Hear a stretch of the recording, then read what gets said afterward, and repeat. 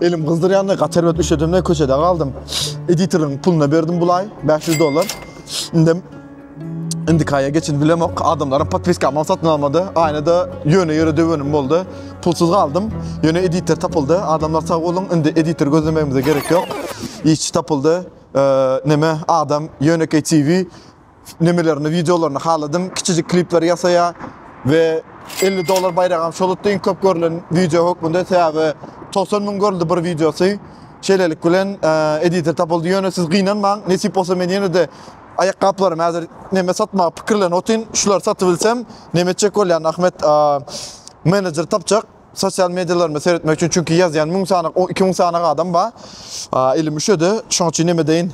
Azıcık elim kızdırayın. Qarız gepin qıysqası iş yenide tapılar. Siz bilen birlikte ulalar.